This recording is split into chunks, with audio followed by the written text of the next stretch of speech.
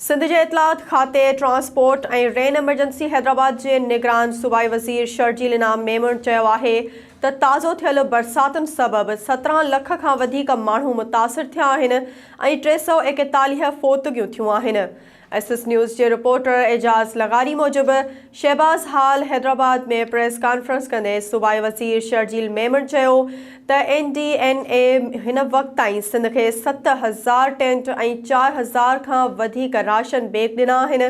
ॿोर मुतासिरीन खे तयारु खाधो फ़राहम कयो पियो वञे। हुन चयो त बरसात मुतासिर फ़ी ख़ानदान खे बेनज़ीर इनकम सपोर्ट प्रोग्राम तहत 25,000 रुपया ॾिना पिया वञनि।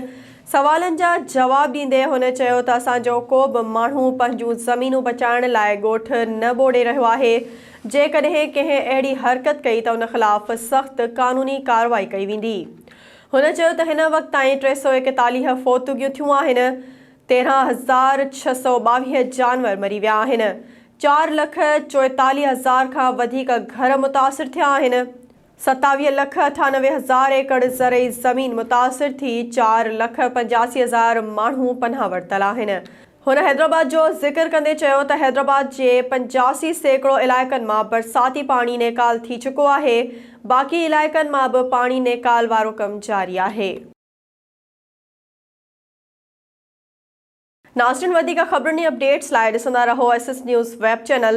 असांजे चैनल खे लाइक ऐं सब्सक्राइब करणु न विसारींदा।